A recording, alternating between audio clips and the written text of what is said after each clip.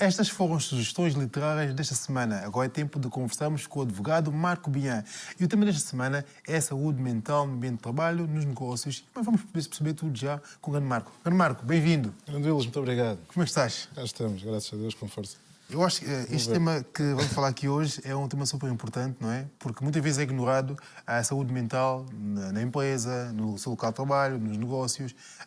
E a minha primeira questão relativamente a esse tema é que há 2 anos atrás pouco se falava de saúde mental, não é? Com a pandemia é que parece que houve aqui uma explosão e uma conversa sobre a saúde mental que agora, neste momento, aborda vários temas e várias temáticas nas empresas e também nos negócios.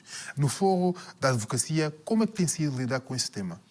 Muito bem, olha, as questões da saúde mental têm-se vindo a intensificar. Nós notamos cada vez mais números no respeito a processos meio acompanhado, no respeito à necessidade de internamentos compulsivos, que são casos extremos no direito. A maior parte dos problemas de saúde mental são questões que, no trabalho, é preciso algum acompanhamento e até as entidades patronais terem alguma atenção às necessidades de algum descanso, eventualmente. Às vezes esforçam-se mais os trabalhadores. São questões aqui que se misturam e que carecem aí dessa atenção. Nos casos extremos, o direito aplica-se essencialmente nos casos extremos, porque nos casos mais comuns, que são os números que têm aumentado, o direito não se aplica, a não ser quando há um atestado médico, e aí é que se impõe à entidade patronal algum comportamento, alguma atitude, ou a pessoa faltar e ter essa justificação. Nos casos extremos está lá o direito. E nos casos extremos, por exemplo, quando, por força da vida, a pessoa não consegue gerir os seus próprios negócios, a sua própria pessoa, é preciso que haja alguém que a acompanhe. E aí, nesses casos extremos, quando a saúde mental não é suficiente para a pessoa se gerir a si própria. Fora dos casos extremos, o direito não é muito interventivo, que é o que nos problemas de saúde mental no trabalho, o direito não é tão interventivo quanto nos casos extremos. Há pouco, na tua narrativa, falaste de comportamentos, internamentos compulsivos e também de maior acompanhado. O que é isso? Para quem não está em casa não percebe o que é maior acompanhado e também dos internamentos compulsivos, o que é? Muito bem, que às vezes, nestes casos extremos, são casos extremos no sentido da saúde mental, porque a saúde mental é uma graduação de doenças e às vezes pensamos que problemas de saúde mental são só os casos extremos, ou é uma graduação, uma vasta graduação de doenças que carece cada uma da sua intervenção. Nos casos em que a pessoa manifesta-se ao ponto de poder fazer mal a si própria, ou fazer mal a terceiros, ou mesmo destruir a propriedade de terceiros, o direito intervém, com os tais chamados internamentos compulsivos. Às vezes, quando nós próprios nos apercebemos que a pessoa precisa de alguma atenção psicológica e devia estar a tomar medicação, ou devia ser vista para esse efeito, e não se submete voluntariamente, por vezes nós temos de acionar perante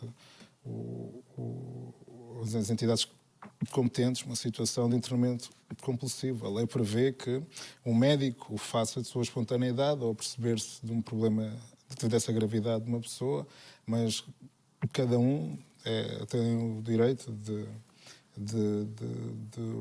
pelo menos de avisar as entidades competentes para isso em determinados graus de familiaridade tem mesmo a obrigação de chamar as autoridades para fazer o tal diagnóstico que pode ser exigido àquela pessoa e por vezes contra a própria vontade daquela pessoa.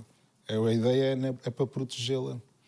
E muitos problemas de saúde mental nós só nos damos conta quando as pessoas já estão numa situação, às vezes parece que a pessoa é indigente, que não tem meios de se organizar, mas na verdade até tem os meios, não tem os meios mentais para se organizar. E às vezes é só nessas circunstâncias muito extremas em que nos apercebemos que alguém precisa está a precisar de cuidados de saúde mental e às vezes voluntariamente ela não faz. Por isso é que fica numa situação dessas de indigência. Há outras vezes são familiares próximos que nós nos apercebemos que estão com comportamentos que já não são saudáveis e às vezes esse critério é fácil às vezes percebermos uma dor de barriga, uma dor de cabeça, às vezes é difícil perceber que aquele comportamento já não é saudável, é um comportamento patológico. Às vezes poderá não ser tão fácil. E às vezes o próprio, devido à patologia, não se quer submeter ao tal tratamento e temos de impor.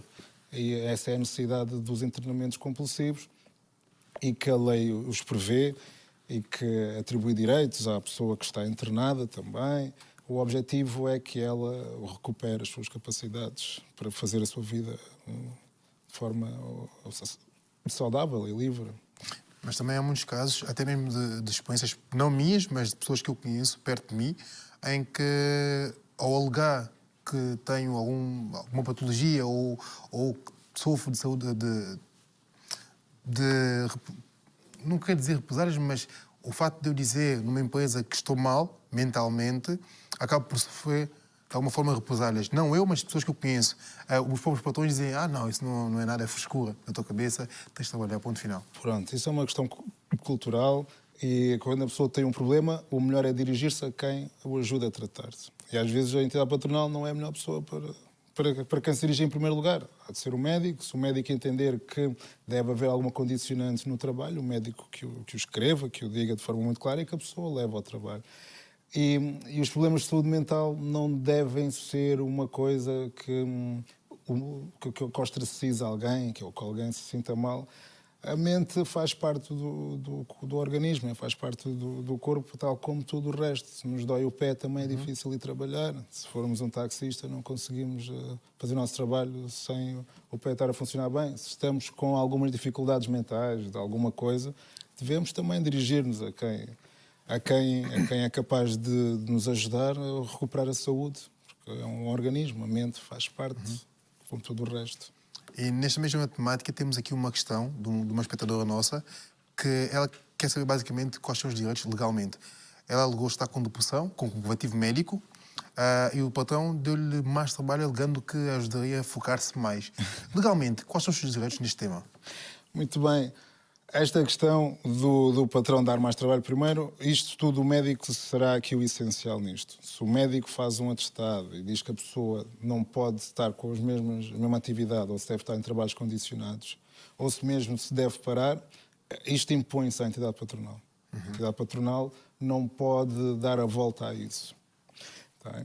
Quais são os direitos que a pessoa... Isto tudo depende muito daquilo que o médico disse. A depressão, simplesmente, o diagnóstico de depressão não é suficiente para que a entidade patronal seja obrigada a adotar um determinado comportamento. Será mesmo um atestado que diga esta pessoa tem de ficar em trabalhos condicionados e, de certa forma, descrever o tipo de trabalhos condicionados. A entidade patronal, vamos imaginar uma coisa, vamos imaginar que a entidade patronal está a prejudicar a saúde mental de um trabalhador ou de outra pessoa qualquer. Pode ser responsabilizada civilmente por isso. Ou seja, se estiver a agravar, se a entidade patronal estiver a agravar a saúde mental daquela pessoa e de uma forma dolosa ou negligente, sabendo que é negligente, aqui não seria, mas poderá ser dolosa, de propósito. Se o objetivo for ainda mais prejudicar a pessoa, fazê-la demitir-se ou criar um ambiente de tal maneira que a pessoa se sinta pressionada ao ponto de ter de tomar um comportamento que não queria, isto até pode roçar o crime. E às vezes acontece, e muitas vezes, quando um trabalhador se vira contra a empresa, como no mundo em que vivemos, entende-se que a empresa é que tem o direito de organizar os meios de produção, entre esses os recursos humanos, entre essas pessoas. Por vezes as empresas arranjam horários de trabalho, arranjam locais de trabalho mais onerosos só para a pessoa demitir-se. Ou para a pessoa perceber que tinha de baixar a bolinha em determinadas circunstâncias, desculpem o termo, mas isso às vezes acontece e isto não é permitido, como é óbvio. Mas o problema, muitas das vezes, é provar isto. É provar que não foi uma mera organização, foi mesmo propositado para. E essa é que é. E às vezes a pessoa ainda fica pior porque se sente perseguida e sente que ninguém toma por ela. Mas é assim, isto é complicado, isto pode ser difícil muitas das vezes lutar contra isto. Mas há entidades e muitas das vezes as autoridades, as condições de trabalho ou nas suas atividades inspectivas são bem mais eficazes do que um tribunal no que respeita a isto. Existe uma forma de processo muito célere em que se apresenta a situação ao tribunal e um juiz decide se aquela circunstância é ou não prejudicial à saúde da pessoa e o juiz decide isto de uma forma muito rápida, se calhar em menos de uma semana, em 3 dias está uma decisão sobre isto. Mas o que é que acontece em seguida? A entidade patronal, como tem vários meios, se calhar aquela decisão, ainda que seja útil para aquela circunstância, a entidade patronal pode fazê-lo por outros meios. E isso acontecendo pode ser criminoso. E não é uma forma correta nem saudável de organizar os meios de trabalho. A entidade patronal deve ser humana, exige-se humanidade às pessoas. O primeiro direito de todos é o direito a receber um tratamento humano. E todas as pessoas no mundo civilizado devem ter como primeira regra, devo dar um tratamento humano ao outro. E não sendo isso respeitado, pode haver um ilícito.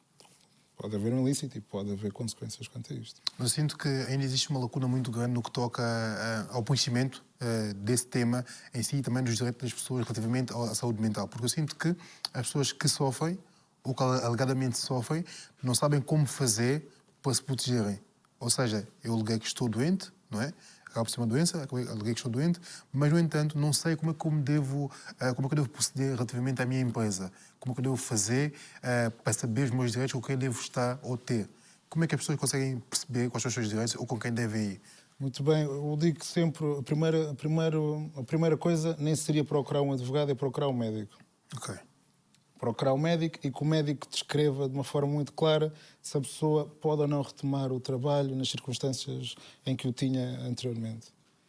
E o médico tem esse condão, tem esse direito de descrever se a pessoa se pode ou não pode fazer os mesmos trabalhos.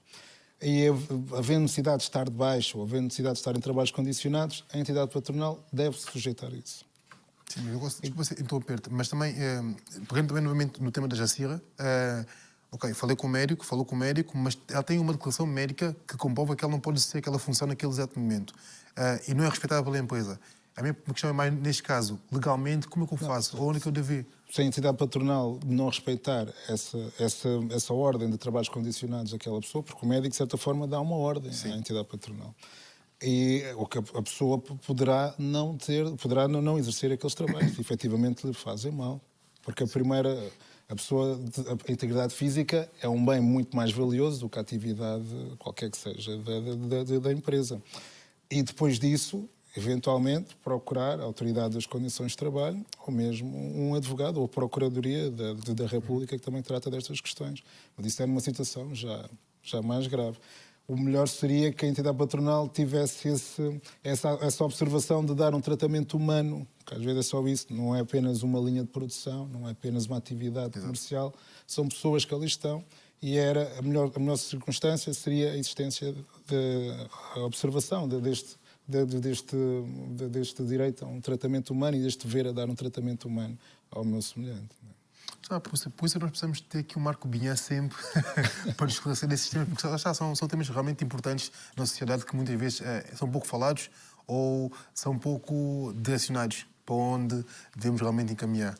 Então, Marco, olha, esse tema é muito importante. Obrigado por teres esse tema aqui para nós. É um privilégio sempre vir aqui falar sobre estas questões, porque eu acho que o objetivo é mesmo este serviço público e estes temas servem para isso. Marco, estamos juntos. Como se fala numa boa língua crioula da Guiné, não é?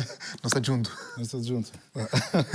Vamos para um curto intervalo e voltamos já a seguir para conversar com o humorista Benji.